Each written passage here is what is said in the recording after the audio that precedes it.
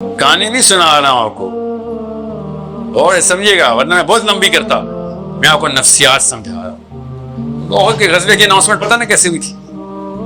اگر آپ نے نہیں نہ پڑھائی تو آپ نے 50% کی کہانی سمجھنی نہیں ہے. وہ اتنی لمبی بات ہے میں بیان نہیں کر سکتا، مگر وہ اناؤنسمنٹ ایسی تھی کہ سب کو پتا تھا کہ صبح بچت نہیں ہے. ایکسپشنل کیس اللہ کے غیبی ہاتھ آئے گا انشاءاللہ بچ جائیں گے، مگر اٹس اے بگ پرابلم. اور ایک چراغ جل رہا ہے اور باپ اور بیٹا بیٹھے ہوئے ہیں، نہ بیوی کو بتا رہا ہے نہ بیٹیوں کو بتا رہا ہے. باپ بیٹے کو اکیلے لے کے آیا اور کہہ رہا ہے کہ اگر مجھے کچھ ہو گیا تو پیچھے سے تو نے سنبھالنا ہے. اور بیٹا کہہ رہا ہے ابا جی میں کیسے سنبھالوں گا؟ یہ وہ جابر بن عبداللہ ہے کہ جو خندق میں اللہ کے نبی صلی اللہ علیہ وسلم نے پیٹ پہ پتھر باندھے ہوئے ہیں اور یہ اکیلے آئے ہیں اور کان میں بولتے ہیں یا رسول اللہ میری بیوی کے پاس بس ایک ہمارے پاس چھوٹی بکری تھی وہ ذبح کی ہوئی ہے، آپ کے لیے کھانا لائے ہیں اور کچھ نہیں ہے. یاد رکھنا یہ وہ بندہ ہے جس کے یہ حالات ایون لیٹر ہوئے ہیں، ابھی تو شادی بھی نہیں ہوئی احد میں تو. اور اللہ کے نبی صلی اللہ علیہ وسلم نے پوری کی پوری فوج کو کھانا کھلایا تھا جابر بن عبداللہ کے دیکھے میں سے. پتہ نا اس کا اس بات. So he is not a well-off Sabi. He is just your regular guy, regular Lahori, regular Pakistani. اور باپ نے اس کو بلایا اور باپ نے بٹھا لیا ہے اور باپ نے چراغ جلایا. سمجھ نہیں پہ آتا ہوں، مجھ سے پوری نہیں سنائی جائے گی، اتنی ہمت کسی مسلمان میں نہیں. باپ نے اس سے کہا کہ حدیث پڑھیں ذرا، پڑھیں حدیث. دونوں نے کیا کیا؟ تو بیٹے نے کہا کہ آپ گئے تو سب گئے، میں گیا تو صرف میں گیا تو مجھے جانے دیں. تو باپ نے آگے سے پتا ہے کہا کیا چاہتا ہے؟ پہلے بھی تو نے یہی آرگیومنٹ دیا تھا، ہم نے پھر کرے نکالے تھے لارڈس. ابھی بھی یہی کر رہا ہے، اب میں کرا نہیں نکالنے والا. جابر بن عبداللہ نے کہا کیوں نہیں نکالنے والے؟ کرا ایون لارڈس ایک جتنا چانس ہے. یہ سر ہم نے اس وقت کرے میں کہا تھا اور بدر کی لڑائی تو نہیں تھی اگلے دن، جو اس میں جائے گا اگلی میں نہیں جائے گا. تو بدر میں جا کے چھین چکا ہے مجھ سے بدری سٹیٹس. اور سمجھے کیسے کانسیپٹس کلیئر ہوتے کہ تو مجھ سے بدر کا سٹیٹس چھین چکا ہے تیرے یہ کروں کے نخرے میں. اصلی چیزوں کی قدر دیکھیں، نقلی چیزیں لگ رہی ہیں ان کو بیٹیاں اور پیچھے کے رونے اور ماتم، ان کو یہ نقلی لگ رہا ہے اور ان کو اصلی کا لگ رہا ہے. اور بیٹے کو کہہ رہے ہیں کرے نہیں چلیں گے، تو پہلا کرا جیت چکا ہے اب میری باری ہے. بیٹیوں کا خیال رکھنے کے لیے تجھے بلایا ہے، بات چیت کرنے کے لیے نہیں بلایا. یہاں ڈیل نہیں کریک ہوگی. جابر بن عبداللہ کی دادی ابھی زندہ ہیں، بیوی جابر بن عبداللہ کی امی ابھی زندہ ہیں. سو عبداللہ بن حرام کی امی زندہ ہیں، عبداللہ بن حرام کی بیوی اور بیٹیاں زندہ ہیں، صرف اکیلے بیٹے. اور عہد کے اوپر جو ہونا تھا ہو گیا. اس لیول پہ ہوا کہ عبداللہ بن حرام کا بازو کے اوپر کٹ لگا ہے اور بازو لٹک گیا اور ایک نس لٹکی رہ گئی، نس لٹکی ہوئی تھی اور ایک اور پڑے ہوئے تھے، زمین پہ گرے ہوئے تھے. صحابی نے آ کہا کہ افواہ اڑی، خبر اڑی ہے کہ اللہ کے نبی صلی اللہ علیہ وسلم کو انہوں نے شہید کر دیا. ایک دم کھڑے ہو گئے کہ اللہ کے نبی شہید ہو گئے ہیں. عبداللہ ہر غور سے سننا، اپنے بیٹے سے کیا بات کر کے بھی آیا بندہ. اور آگے سے کیا کہتا ہے رضی اللہ تعالیٰ عنہ، اللہ کے نبی شہید ہو گئے. اس کا مطلب ہے کہ کام ہمارے ذمہ آ گئے. نبی ایسے نہیں شہید ہو سکتے. یہ ہوتا ہے مسلمان کا بادشاہ جب فوت ہو اور کسی کافر کا بادشاہ فوت ہو تو فوج آتی ہے، مسلمان کا بادشاہ فوت ہو تو سارے کے سارے فوٹی بادشاہ بن جاتے. اور بازو اپنی نس کو کھیر دیا اور کہا کہ اب کام ہمارے ذمہ، اب اللہ ہم سے سوال کرے گا جو اللہ نے نبی سے سوال کرنے ہوتے. اب ہم امتی ہیں، ویسے نہیں شہید ہوا میرا محمد، کام ذمہ پورا کر گیا تھا ورنہ نبی شہید ہی نہیں ہو سکتا. کانسیپٹ دیکھیں، بہرحال وہ شہید ہو گئے. کہاں سروائیو کرنا تھا اس وقت؟ آج کل کے دور کا فوجی نہیں سروائیو کرے. اللہ کے نبی صلی اللہ علیہ وسلم خود اتنی زخمی حالت میں گھوڑے کے اوپر واپس جب فوج آ رہی ہے تو کون کھڑا ہے بھائی؟ جابر بن عبداللہ کی امی. آپ نے بس وہ الفاظ سننے میں، اقبال نہیں سنا رہا ہوں، وہ الفاظ سننے ایک عورت یہ الفاظ کیسے بولتی ہے؟ everyone is crying, everyone is crying. ظاہر ہے سارے ہی مارے گئے، سب شہید ہو گئے. اللہ کے نبی صلی اللہ علیہ وسلم اتنے زخمی ہے، everyone is crying. فاطمہ کھڑی نہیں ہے جابر بن عبداللہ کی امی کے ساتھ. اور جابر بن عبداللہ کی امی آگے سے پتہ ہے کہتی ہے ایسے سب کو پتہ تو چل گیا تھا کون کو زندہ واپس آیا، تو بیٹا تو واپس نہیں آیا. تو اللہ کے نبی صلی اللہ علیہ وسلم کی آنکھوں میں آنکھیں ڈالی. اللہ کے نبی صلی اللہ علیہ وسلم نے انکار میں سارے لایا. تو آگے سے اللہ کے نبی صلی اللہ علیہ وسلم سے کیا کہتی ہو؟ یا رسول اللہ میرا بیٹا مفت میں تو نہیں مارا گیا، آپ کی حفاظت کرتے مارا گیا نا، شرمندہ تو نہیں کیا اس نے مجھے. یہ ہے وہ موقع جس کے اوپر مجھے نکال کے دکھائیں کسی نے یہاں سے. مجھے پتا ہے حدیث، اقبال کو نہیں پتا، مجھے پتا ہے اقبال کو نہیں پتا. میرے حیرت کی بات پتا کیا ہے؟ اقبال کو بھی پتا، مجھے ہی پتا ہے. اقبالیات کے پروفیسرز کو نہیں پتا.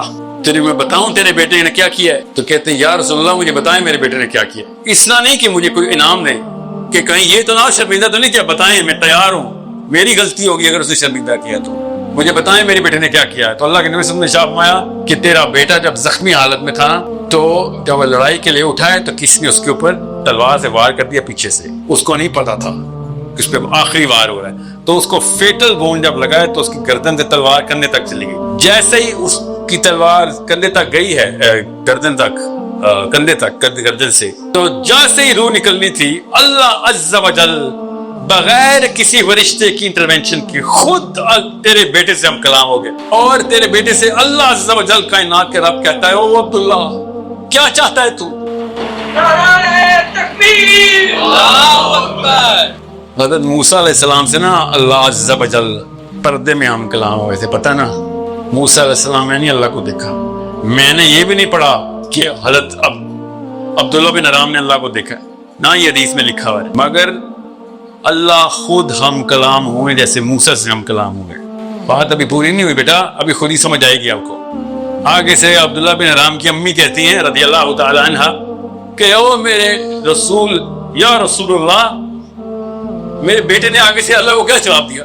تو اللہ کے نبی صلی اللہ علیہ وسلم نے فرمایا کہ تیرے بیٹے نے ام حرام تیرے بیٹے نے اپنے لفظ سے کہا کہ میں بتاؤں یا اللہ میں کیا چاہتا ہوں. اللہ نے کہا کیا چاہتا ہے؟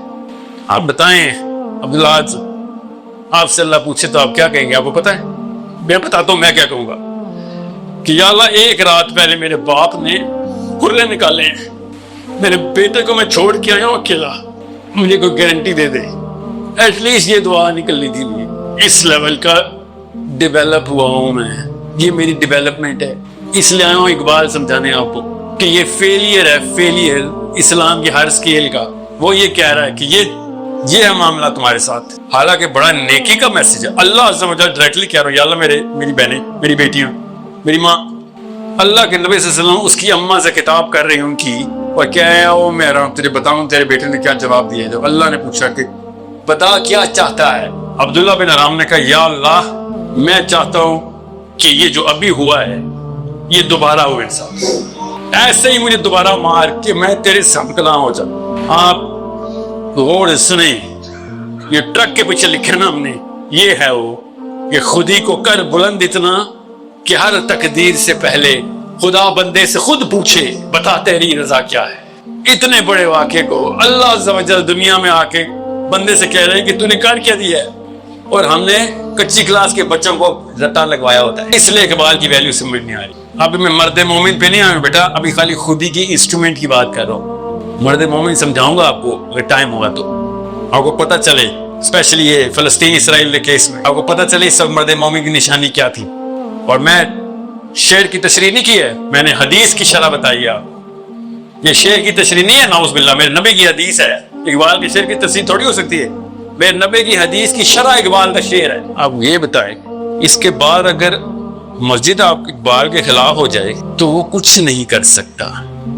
وہ یہ نہیں کہہ سکتا کہ سر میں آپ کے مدرسے جا کے درس نظامی کر لیتا ہوں تاکہ آپ لوگ مجھے ووٹ ڈال دیا کریں جب میں کوئی بات کیا کروں آپ میں ٹائٹ کر دے گا، کیونکہ یہ کام اس کی اپنی خودی کے ہی خلاف ہے کہ لوگوں کے میں انڈورسمنٹ لے کے حق کو حق کہنا شروع کر دوں، ورنہ وہ باطل تھا. اب آپ نے مان لیا کہ انڈورس ہو کے تو حق ہو گیا. ایسے نہیں ہوتا. حق ننگا سب کے سامنے نظر آتا ہے، کوئی خود آنکھیں بند کرے تو کرے، نہیں تو حق کافر بھی پہچانتے ہیں، سجن بھی تو دشمن بھی، مسلمان بھی پہچانتے ہیں، سجن بھی اور دشمن. اگر کوئی ایک چیز چینج ہوئی نا آپ کے پورے لائف سٹائل میں، آپ کی تھاٹ پروسیس میں، آپ کی پرسپیکٹیو، تو وہ یہ نہ ہو کہ آپ شاعر بن کے گئے ادھر سے. یہ نہ ہو کہ اقبال کی تعریفوں کا کلب کھولا ہے، نہیں. وہ یہ ہو کہ آپ اپنی اوقات اپنے شیشے میں دیکھنے کے قابل ہوتے. بس سب سے کم سکسیس یہ ہو کہ میں اپنے شیشے میں گھر کے اندر جو لگا ہوا ہے اپنے آپ کو دیکھ کے بتا سکوں کہ بھائی یہ بیماری ابھی ہے میرے اندر. ادھر بیڑیاں ڈالی ہوئی ہیں، ادھر پر کٹنے کے زخم ابھی بھی ہیں، تکلیف بھی ہونا بند ہو گئی ہے. اتنے پرانے کٹے ہوئے ہیں کہ آپ خون تو نہیں نکلتا مگر اب تکلیف بھی نہیں ہوتی، پتہ چلتا ہے یہاں کوئی پر تھے. یہ ایٹ لیسٹ اپنی شیشے کے اندر دیکھ کے آپ کو پتہ چل جائے. ابھی We are going to take a break اور عشاء انشاءاللہ عشاء کے بعد انشاءاللہ ملتے ہیں. If I have the یا عشاء کے بعد تو ہمارا ایک اور جی ضرور لیتے ہیں. کتنی دیر میں کیا ٹائم بتاؤں؟ 30 منٹس. اوکے اناؤنس کر دیں پھر آپ.